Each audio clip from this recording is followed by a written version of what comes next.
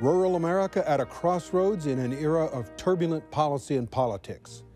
We visit with a bipartisan pair of former U.S. Agriculture Secretaries to discuss the future of farm country on this edition of Iowa Press.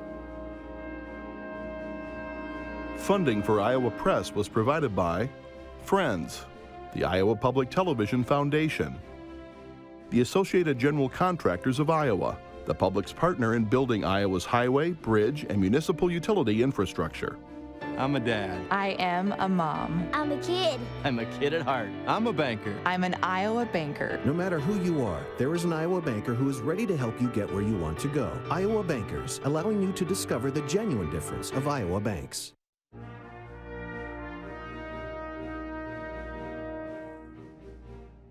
For decades, Iowa Press has brought you politicians and newsmakers from across Iowa and beyond. Now celebrating more than 40 years of broadcast excellence on statewide Iowa Public Television. This is the Friday, October 27 edition of Iowa Press. Here is David Yepsen. Over the past century, economic and social struggles in rural America have evolved alongside the ebb and flow of federal farm policy and the drumbeat of demographic changes. But where are agrarian states like Iowa headed, and what, if anything, can be done to prepare us for the next chapter of policy and politics in farm country? Well, two men with a wide breadth of experience in rural America are a bipartisan pair of former USDA secretaries. Dan Glickman was a Kansas congressman before serving as Ag Secretary in the Clinton administration, and Republican Mike Johanns served Nebraskans as governor and U.S. Senator with a stint as Agriculture Secretary in the George W. Bush administration in between. Gentlemen, welcome back to Iowa. Great, and thanks. Governor, have to remind people, this is a homecoming for you. Yes, it Osage is. native. I grew up in Mitchell County, I sure did. Thanks for being here, both of you. Across the table, James Lynch is political writer for the Gazette, and Kay Henderson is news director at Radio Iowa. Governor Johanns, rural Americans feel under attack both economically and politically. Are they correct to feel that way? And if so, how do you reverse the trends of centuries? There is justification for that. You know, if you studied Iowa, for example, or Nebraska, any rural state, you'll see a number of things happening. One is the rural population is declining. Probably the vast majority of counties in this state are losing population, not gaining population. That would also be true in Nebraska, but again, true across the country. Farming became more efficient. There were fewer farmers that were required, not like the days when I grew up on that dairy farm in Mitchell County, so that's a piece of it. More access to education, so young people go to the University of Iowa or University of Northern Iowa, whatever, and they decide to stay. They like the community or they have other opportunities. Secretary Glickman, how do you regain some political influence in that sort of demographic situation? Well, there are people who are moving back to communities like Ames or Iowa City or others that have necessary resources in terms of health care and education and culture and a quality of life. But it is really difficult to get people to move to very small towns. For example, western Kansas. If you go west of Interstate 35, west, I mean, you've got about 300 miles there of monoculture agriculture. Not very many cities of any size, and so if you go to college, you're gonna probably want to find your work and your life elsewhere, and it's a real challenge. On the other hand, there are opportunities in agriculture, value-added agriculture, processed agriculture, and as long as the community is hooked up to the internet and you can use your smartphones and everything else, it's not totally without possibility for growth in the future. One of the policies in the news now that affects farm country is NAFTA, which is being renegotiated by the Trump administration. And Secretary Glickman, you were there in the early days of NAFTA during the Clinton administration. Has it lived up to its promise and potential? Well, I would have to tell you, as a congressman, I voted for NAFTA. And I would say that NAFTA, the promise was it was going to cure the world. And so every problem that people would face would be cured by NAFTA. And then things got bad and jobs began to move out overseas in large part because of the normal issues of globalization. And NAFTA became the cause of every problem that anybody had in their own personal lives. And so the truth is somewhere in between. NAFTA did a lot of good for much of agriculture. A lot of jobs in the industrial sector got outsourced as well. And so it's on balance, it was a good thing for America, and I think a good thing for Mexico. But I wouldn't say it was perfect either. And Secretary Johanns, I mean, is there a way to make this a 21st century trade agreement? Well, they're working on it right now. I think that'll be very hard to do because the give and take of that process is going to be extremely difficult because Mexico or Canada, they will have a long list of demands. That's just the reality of what you're dealing with. So, you know, I think it'll be very difficult to renegotiate NAFTA, number one. Number two, if you're in the ag sector, and that certainly defines Iowa, there's been more benefit than loss, no question about it, and you will know that if we pull out of NAFTA. You'll realize quite immediately how important NAFTA was. Does agriculture need NAFTA more than, say, manufacturers or other industries? I think it's fair to say that agriculture's benefited more, so the answer to your question would lead to a yes, because ag sells a lot of product into that international marketplace between Canada and Mexico, but that's true about other trade agreements in other parts of the world. Generally, agriculture's been a beneficiary of the trade agreements. Governor, and I want to ask you this too, Secretary Glickman, how do you, as political leaders, sell this sort of thing to states that aren't so sure that NAFTA is a good deal? In other words, you've just said it's important to agriculture. At the same token, you also understand there are people in the labor movement that say it's decimated the workforce. So, Governor, how do you sell it? How do you explain this to people that it's really a good deal? Yeah, you have a lot of history with NAFTA now. It's not like it's an agreement that just came into effect. So you can look at what's happened and you can say, here's where agriculture's benefited, whether it's beef sales or pork or whatever it is. So you've got that example. But Dan's comment is also on target. There's been some negative effects to manufacturing. I think President Trump has tried to zero in on that and build a base of support amongst voters for redesigning NAFTA. The challenge you're going to face there again is that they also have a long list. No trade agreement is one-sided. It just doesn't work that way. So Mexico says, well, if you want that, then I want this, and Canada and on, and all of a sudden your trade agreement starts to unravel, and I would say there's a lot of downside for a state like Iowa to withdraw from NAFTA.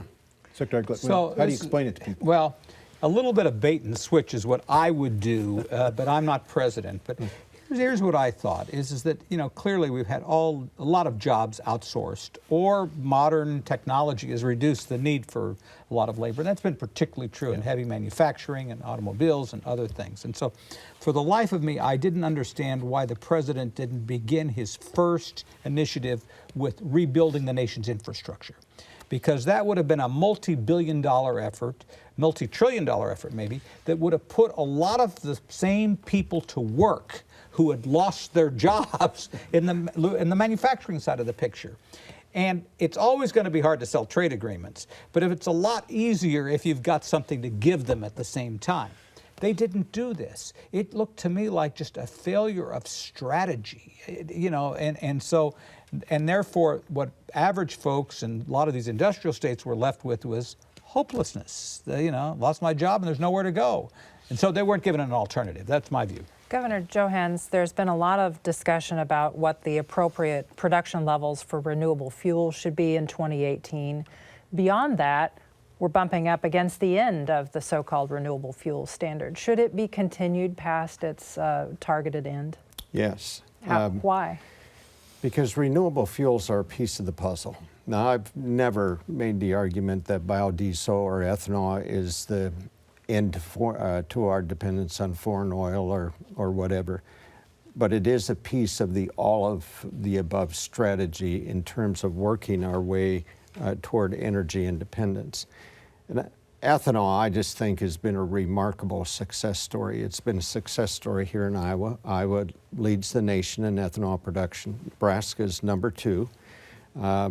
It's been unbelievable in terms of job creation and investment. But how do you convince people in your own party who say it's tipping the scales in favor of an industry and we need to get rid of those kinds of loopholes? Here's what I always said to my party or to anyone who had asked that question. If you want to completely eliminate all of the incentives for business and everybody is put on a level playing field, that's a discussion we can have.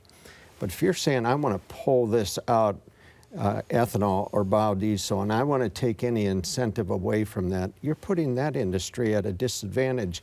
After sending a signal for years and years that we were going to provide that kind of economic support, if you will, to get this industry up and going. So again, if the argument is let's just get rid of all incentives, we can start the discussion there. If you're saying I want to pick this one industry and pick them out, then I don't think that's fair. Another important industry in rural America, Secretary Glickman, has been the wind industry. There are those who are looking forward to the end of that production tax credit. What do you argue against that position among those who want it to end? Well, in windy places, I'm for keeping the industry alive. And I agree with what Mike Johanns just said. That is that you've got subsidies and incentives all over our economy and all over the tax code, and the energy industry is replete with them. And that's just kind of the way we do things in this country. You know, you provide incentives, and not everything is absolutely purist in terms of the marketplace. Wind energy has got a lot of the NIMBY, not in my backyard, to it, because these are very large structures, and there are a lot of people who think they're either environmentally problematic or they deal negatively with wildlife. But wind is endless, and it's a useful part of a total strategy on energy, and so we should keep it.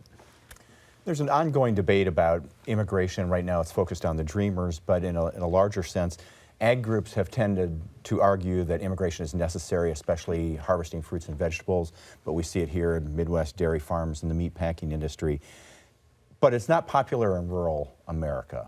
Can you, Governor Johanns, can you explain this disconnect between what the commodity groups are arguing and what rural Americans see as a problem?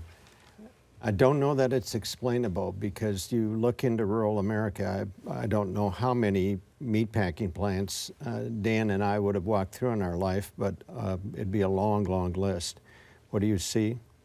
It's Hispanic, or it's another nationality. It's people who have come here and they're working there. The dairy industry, who's milking the cows, again, it's a Hispanic worker, and they're very good at it. And who's picking the fruits and vegetables. I've had producers tell me if I would have had a larger crop this year, I could not have found the labor to get that crop out of the field.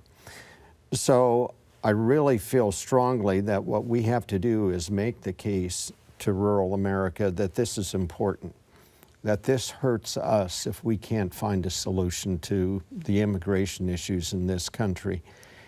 It is key in some areas. You go to California, where there's just a lot of hand labor when it comes to harvest. If somehow you could move everybody out of the country, it'd have a very observable effect and a downside effect. Secretary Glickman, given the current politics in Washington, can we solve this? It's very difficult because, you know, the old apple doesn't fall far from the tree. Well, the tree in this case is the president, and, you know, will restrain myself from being overly partisan, because we are actually nonpartisan. Agriculture is generally a nonpartisan type of industry. It remains so. But I do think that most members of Congress in areas where you need immigrant labor are really pushing very hard to get a continuation of and a modernization of the guest worker program and other ways to keep people here. Agriculture is very dramatically impacted by this, all parts of agriculture. And And so are a lot of small businesses around the country as well. It kind of is a pattern of people come in as immigrants, work their way up, and become very successful citizens over a period of time. I frankly think that in some cases the president's attitude represents a nativist viewpoint, which has some appeal in this country, especially in two areas, certain sectors of the Republican Party and certain areas in the Democratic Party where blue-collar labor has been affected and impacted by lost jobs. But this country is stronger because of immigration, not weaker. And sometimes I think that argument is not made from a cosmic perspective. There is a growing divide between rural and urban areas of Iowa in a debate about water quality, Secretary Glickman. Farmers have really pushed back about the idea of federal intervention to improve water quality and deal with the so-called dead zone in the Gulf of Mexico. How do you navigate that debate? Carefully. And of course, Governor here has the University of Nebraska, which is one of the major water research centers in the world now that are in there. But the question is, can you produce crops and do them sustainably using less pesticides, less herbicides, less fungicides, and improve soil quality, and at the same time be productive in the area of agriculture? I think you can do that. I think it takes adherence to modern agriculture practices, which younger farmers are very much engaged in. I think it also takes a commitment to agriculture research to allow us to produce crops more efficiently with lower uses of pesticides and herbicides so they don't leach into the water supplies. Water is a gigantic challenge in the U.S. and the developing world as well. And I've read some about the conflicts between the urban areas and the rural areas, which is not limited to Iowa. It's correct. And it's a lot of different places in the country. But I do think this is a solvable problem myself.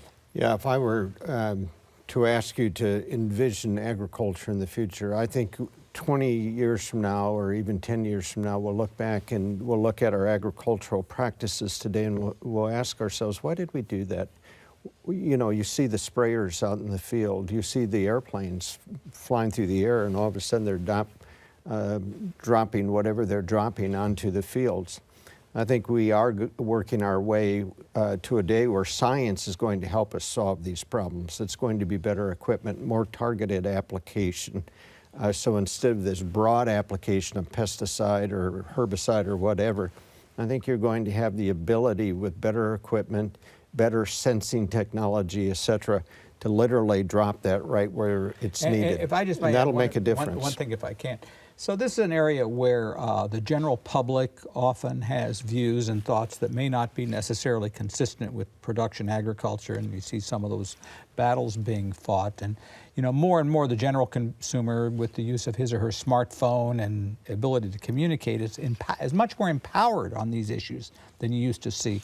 And that's why it's good to see the seed sector and the chemical sectors and the food industry beginning to respond to this by saying, you know, the public wants safe land, safe soil, cleaner water, those kinds of things. Those are factors that we didn't see 20 and 30 and 40 years ago like we do today.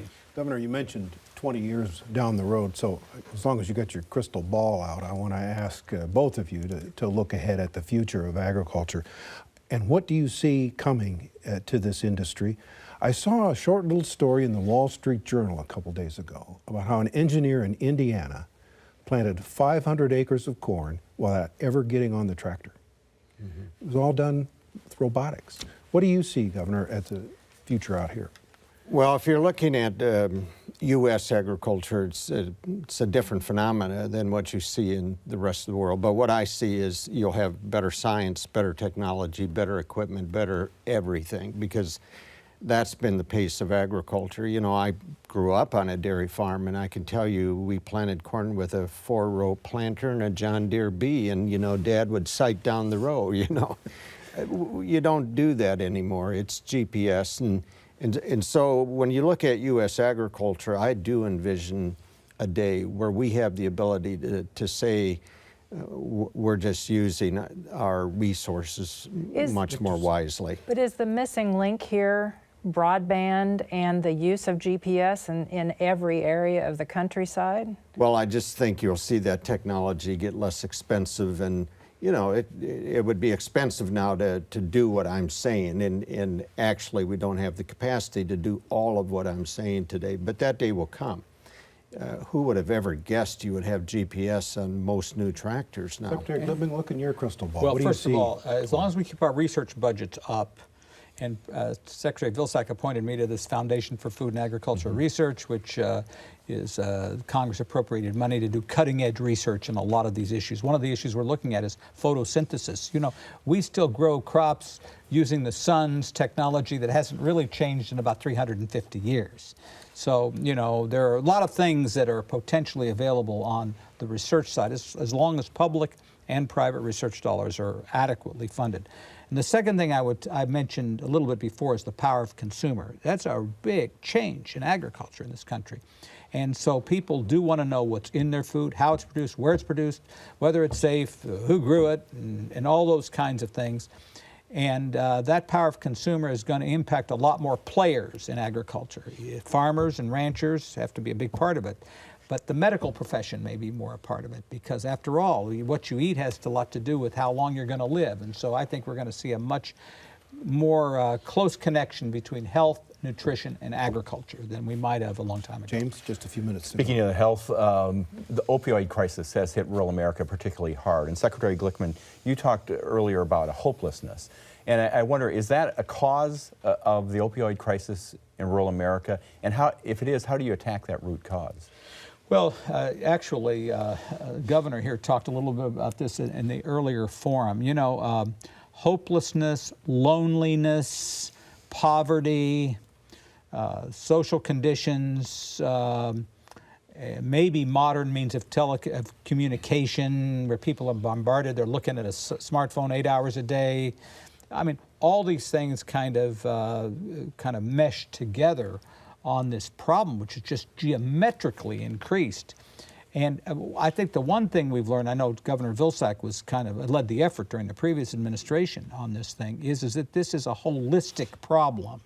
This is a problem that not only just affects addiction, but the addiction is caused by poverty, hopelessness, loneliness, anxiety, and a variety of other things. And so you need all those players in the Just action. a couple minutes. Yeah, Governor Johanns, you were here for the World Food Prize events, and you discussed feeding the world. How in the world do you feed the world as the world's population continues to grow? Yeah, it's an excellent question, and it's a question that really points out that we don't have a choice. The world population is growing, and it's growing in a part of the world that is very, very underdeveloped. So you take what I was talking about earlier, American agriculture is going to continue to advance and grow. But what you also see in other parts of the world, Africa would be a good example, but other parts, they're employing practices that maybe we did in the 50s and 60s, but they increase production. We're doing a reasonable job of production increase on a worldwide basis. One of the challenges we face is not enough good infrastructure. How do you get that product into the cities where you can feed more people? How do you refrigerate in a part of the world where refrigeration is almost non-existent? And those are the challenges we have to meet. Now, those are technology challenges. There aren't really barriers to that as such, but they are real, and we have to figure out how to do that to feed the world. Secretary Glickman, how do you address the debate between organic versus GMO? I answer the question the same way, carefully. Again, the fact that, in fact, we had a protest at our World Food Hunger thing, and from some anti-GMO protesters, which I've faced before. One is that the agriculture industry has to do a much better job of explaining the benefits of new genetic technologies and genetic engineering. And to date, by and large, I think they've been not very good at doing that. What are the benefits from it? How does it impact the sustainability of the soil, the water, the air? How does it affect your health, for example? How does it affect productivity? So the technologies are here. They're going to continue to develop at a rapid pace. But part of this is telling the story better, and that's been a real issue. We like to say it's not an official Iowa press without some discussion of politics. So let's jump to this. We've got about 30 seconds left. Yeah, we've got about 30 seconds, so very quickly. It's early days in the Trump administration, but Secretary Glickman, how would you assess the Trump administration, in particular towards agriculture policy? Well, I think Sonny Perdue is a good choice for secretary. I think he's doing a good job. I think he's had so far I can see good impact on the president. I wouldn't give the president as good a grade as I give Sonny Perdue. Sonny Perdue is the right choice. Your Secretary of Agriculture is going to Washington. Ours in Nebraska, two outstanding choices to be in the USDA. I'm paying a lot of attention to trade agreements these days because I believe they're important to agriculture. The success of Donald Trump in rural America, I think, will depend a lot on how he handles those trade agreements, and that story is yet to be told. Gentlemen, I hate to end this discussion. Thank you very much for being with us. Thank you for coming to Iowa. You were at the World Food Prizes Hunger Summit, and we appreciate you doing that and to being with us this afternoon here. So thank you. Great. Thank you. And thank you for joining our latest edition of Iowa Press. We'll be back next week with another program. Catch us Friday night at 7:30 and Sunday at noon on our main IPTV channel with a rebroadcast on our .3 World channel Saturday morning at 8:30. For all of us here at Iowa Public Television, I'm David Yepsen. Thanks for joining us today.